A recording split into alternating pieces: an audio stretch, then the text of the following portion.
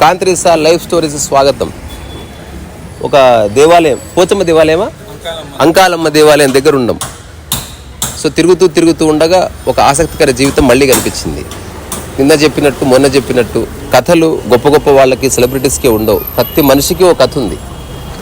ఆ కథ వెనుక ఒక అనుభవం ఉంది. అది తెలుసుకుంటే బాగుంటుంది, ఎందుకంటే మనం అట్లాంటి వాళ్ళమే కాబట్టి. సో దేవాలయం అంటే పూలు ఖచ్చితంగా ఉండాల్సిందే. ఈ భూమి మీద పూలు మాయమైపోయినాయి అనుకో, ఎంత అందవిహీనంగా ఉంటుంది. అట్లాంటి పూలని ఈ ప్రపంచంలో ఉన్న అందరికీ ఇచ్చే కొందరు ఉన్నారు, మధ్యవర్తులు. సో అట్లాంటి ఒక అమ్మ గురించి ఈరోజు కొంత తెలుసుకుందాం. ఆమె లైఫ్ ఏమిటి, రకరకాల వ్యక్తులు రకరకాల పనులు చేస్తున్నారు. మరి అమ్మ ఎన్నోసార్లు, మా అమ్మ కూడా కొనుక్కొని పోతుంది ఈ అమ్మకాడనే, నేను కూడా కొనుక్కొని పోయినా. కొన్ని విషయాలు అడిగి తెలుసుకుంటా అమ్మతోటి. అమ్మ నమస్కారం. కొంచెం గట్టిగా మాట్లాడితే వినిపిస్తుంది, రోడ్లో ట్రాఫిక్ ఉంది కదా. మీ పేరు? నాగమణి. నాగమణి. సో ఎన్ని సంవత్సరాలుగా ఈ చేస్తున్నారు మీరు? మేమా 40 పడ్డాయి కదా. 40 ఇక్కడే ఉంటుందా? 40 నుంచి 40-50 పడ్డాయి. మరి ఎప్పుడు బోర్ రాలేదా? పూలు అమ్మి అమ్మి రాలే. మన కష్టం మనకే కదా ఇది. అవును, అంతే. సో పూలు ఎక్కడి నుంచి తెచ్చుకుంటారు? ముంజన్ మార్కెట్ నుంచి తెస్తాం. అచ్చా, అంటే ప్రతిరోజు తీసుకొచ్చుకుంటారు? డైలీ. మరి ఒకవేళ పూలు ఎవరు కొనుక్కోకపోతే, చెడిపోతే? అస్సలు కావు, గిరాకీ అస్సలు గిరాకీ అవుతుంది కంపల్సరీ. ఎంత గిరాకీ ఉంటే అంతనే మాలు తెచ్చుకున్నది. ఇప్పుడు ఈ ప్రపంచంలో వేరే వేరే వస్తువులు అమ్మేది వేరే. అవును, పూలు అమ్మే అనేది కొంచెం పవిత్రమైన కార్యం ఇది. అవును, దేవుళ్ళకి అన్నిటికీ ఎక్కుతాయి. పెళ్లికి, పూజకి అన్నిటికీ పనికొచ్చేది ఇది. సో ఈ పని మీకు నచ్చిందా? మాకు నచ్చింది, దేవునికే కదా నచ్చింది. మా గుడి ఇది. గుడి ముంగట అంటే ఇంకా మంచిదే కదా. మరి సో రోజుకి ఎంతమంది వస్తుంటారు మన దగ్గరికి? వస్తూనే ఉంటాడు గిరాకీ, పబ్లిక్ ఎట్లా అట్లా అంటే అట్లా. చెప్పరాదు, చెప్పలేము. ఒకసారి ఎక్కువ వస్తుంది, తక్కువ వస్తుంది, ఇంత వస్తుంటుంది. ఈ అదృష్టం పండుగలు అయితే మంచిగానే అవుతాయి. మరి పైన గొడుగు ఎందుకు పెట్టుకోవాలి? మొన్ననే వానకు ఊసిపోయి ఇరిగిపోయింది. నేను గొడుగు తెప్పిస్తా నీకు, సరేనా? ఒక రౌండ్ గొడుగు ఉంటుంది చూడండి నవీన్, అలాంటి ఒకటి అరేంజ్ చేద్దాం, మనం వచ్చి కడదాం రేపు. తర్వాత దీని ద్వారా వచ్చే ఆదాయం సరిపోతుందా? సరిపోయిన కాడికి ఏం చేద్దాం అంటే నేను అడిగే ప్రశ్న ఏంటంటే, అందరు పని చేసేది పైసల కోసం, అవునా కదా? మీకు తృప్తిగా ఉందా అని అడుగుతున్నా.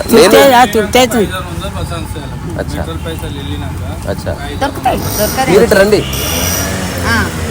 అయ్యా మీ పేరు చెప్పండి. నా పేరు రమేష్ అండి. రమేష్ గారు. సో ఎందుకంటే అందరం కష్టపడి పని చేసేవాళ్ళం. నేను పెయింటింగ్లు వేస్తా, దాని ద్వారా వచ్చే డబ్బే. మా అమ్మ చిన్న ఉద్యోగం చేసి బతికింది. సో కొంత డబ్బులు పుట్టిన కొన్ని కుటుంబాలు తప్ప 90% మంది కష్టపడవలసిందే. సో మీరు చూస్తున్నారు కదా, ఎలా ఉంటుంది? కష్టానికి సరిపోయినంత ఫలితం వస్తుందా? మనం తెచ్చుకున్నాము. ఇప్పుడు గిరాకుని బట్టి ఉంటుంది. ఒక్కోసారి గిరాకు అవుతుంది, ఒక్కోసారి పబ్లిక్ రారు.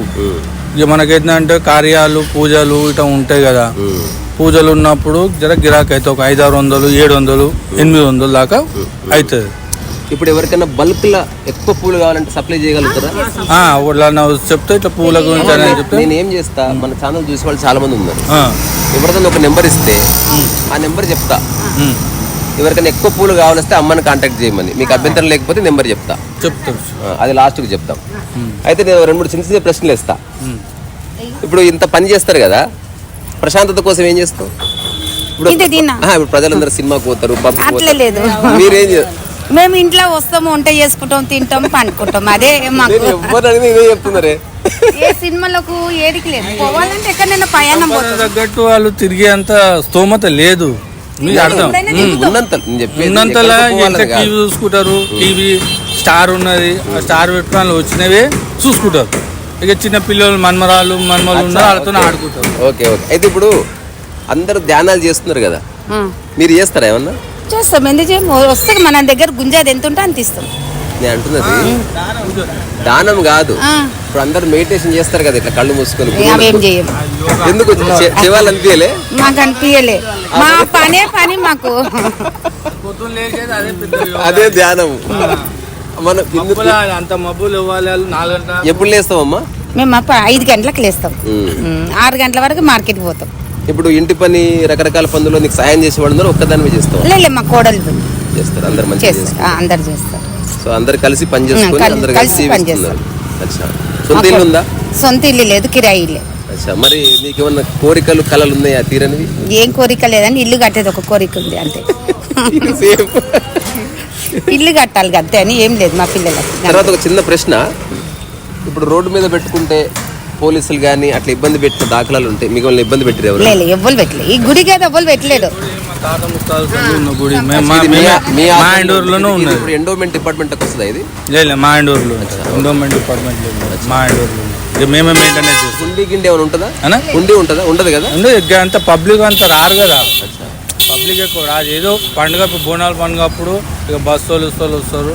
ఇక అమ్మవారికి మేము సేవ చేసుకుంటాం. ఇక మేము సేవ చేసుకునే భక్తులు ఏమన్నా వచ్చిన వాళ్ళు పూజలు చేస్తారు. డెవలప్మెంట్ కోసం ఎవరన్నా మీకు సహాయం చేయడం అట్లా చేయాలనుకుంటున్నారు ఏమన్నా? అది కూడా చెప్తా. లేదు, చేసేటోళ్ళు ఉంటే వస్తే చేస్తారు. చేయాలంటే ఇప్పుడు దీనికి డెవలప్మెంట్ అంటే ఏం కావాలి చెప్పు, నేను ఊరికే ఒక మాట చెప్తా. ఎవరన్నా చేస్తే చేస్తారు సాయం. ఏంటంటే మనకి ఇప్పుడు కొద్దిగా వర్క్ ఆగిపోయింది, ఉన్న దాంట్లో మేము చేపించుకొని కొంతమంది ఫండ్స్ కూడా ఇచ్చారు. అది ఏమిటది స్పెసిఫిక్ ఎగ్జామ్? మీద విగ్రహాలు వచ్చే ఉన్నాయి, విగ్రహాలు ఆగిపోయినాయి. మీద విగ్రహాలు వచ్చే ఉన్నాయి, విగ్రహాల కోసము ఇక పెండింగ్లో పడ్డది. ఏంటంటే డొనేటర్లు కూడా ఇస్తా అన్నారు కొంతమంది. సో ఈ అమ్మ పైన షాప్ పైన చూపిరు ఇట్లా ఒక చిన్న అది ఉంది. నేను నా తరఫున ఒక గొడుగు ఇస్తాను. రెండోది, ఈ టెంపుల్ ఎండోమెంట్ డిపార్ట్మెంట్లోకి రాదు. ఇది మన ఇంట్లో దేవాలయం లాగా వీళ్ళు ఎప్పటి నుంచో తాతల కాలం నుంచి ఒక దేవాలయం వీళ్ళ ఆధ్వర్యంలో ఉంది, వీళ్ళే చూసుకుంటున్నారు దాన్ని. సో దీని డెవలప్మెంట్ కోసం వీళ్ళకు కొంత డబ్బు కావాలి. సో దానికోసం ఎవరైనా సహాయం చేయగలిగితే, దాంతోపాటు పూలు ఎవరికన్నా ఎక్కువ మొత్తంలో కావాల్సి వస్తే అమ్మ దగ్గరకు వచ్చి తీసుకోండి, ఫోన్ చేసి తీసుకోండి. మీరు ఒకసారి నెంబర్ చెప్పండి. 799 799 50 50 89 018. మళ్ళీ ఒకసారి రిపీట్ చేయండి. 799 50 89 018. సో ఈ నెంబర్ రాసుకోండి. జస్ట్ చన్నీళ్ళకు వేడి నీళ్ళని ఒక సామెత ఉంటుంది, అట్లా, అంతకుమించి ఏమీ లేదు. ఒకసారి అమ్మ ఆ టెంపుల్ కార్డు లోపలికి ఒకసారి రా, ఆ చెట్టు చూపిద్దాం. నువ్వు కూడా రా, అయిపోయింది అంతే, ఇంక అంతకంటే లేదు. అన్న లోపలికి పోవచ్చా? లోపలికి పోవచ్చా?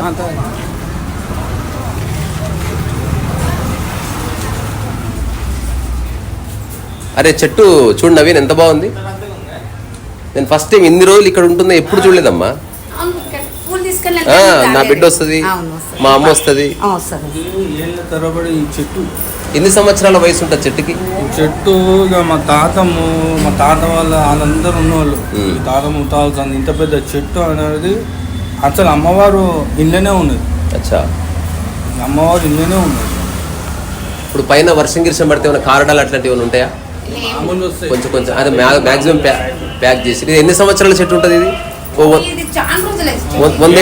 100 ఏళ్ళన్నా అయిండొచ్చు కదా. అచ్చా, ముగ్గురు ఎక్కడ రా, ఒక 4-5. ఇంత పెద్ద చెట్టు ఇంత లోకల్ చూడడం లోపల ఏం లేదు.